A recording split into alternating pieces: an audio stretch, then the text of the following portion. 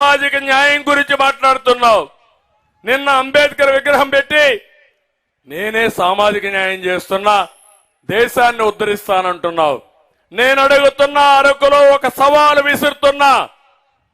ఇక్కడుండే గిరిజనులకు GO number 3 ఇస్తే దీన్ని ఎందుకు తీసేశారో సమాధానం చెప్పే ధైర్యం ఈ ముఖ్యమంత్రికి ఉందా అని అడుగుతున్నా.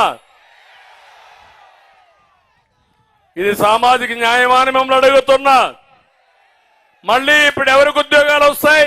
మైదానం ఉన్నోళ్ళు మన ఏజెన్సీ ప్రాంతానికి వస్తారు. ఇది ఏ విధంగా సమంజసమేమో నాకు అర్థం కావడం లేదు. నేను ఒకటే మీ అందరినీ కోరుతున్నా, మళ్ళీ తెలుగుదేశం పార్టీ హయాంలో జీవో నెంబర్ 3 తీసుకొచ్చి ఇక్కడ ప్రాంతంలో ఉండే ఉద్యోగాలు మీకే ఇచ్చే బాధ్యత మేము తీసుకుంటాం. అవసరమైతే కోర్టులో కూడా ఫైట్ చేస్తాం. అన్ని విధాల పోరాడి దాన్ని అమలు చేసే బాధ్యత మాదని గిరిజన సోదరి సోదరులందరికీ విజ్ఞప్తి చేస్తున్నా. నేను ఒక్క విషయం మిమ్మల్ని అడుగుతున్నా, 5 ఏళ్లలో ఒక్క మంచి పని మీకేమన్నా చేశారా అని మిమ్మల్ని అడుగుతున్నా. జరిగిందా అని మిమ్మల్ని అడుగుతున్నా.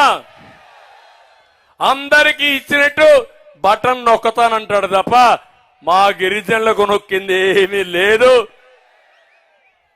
ఈరోజు మీరు చూడండి, 16 పథకాలు గిరిజనుల కోసం ప్రత్యేకంగా పెట్టిన పథకాలని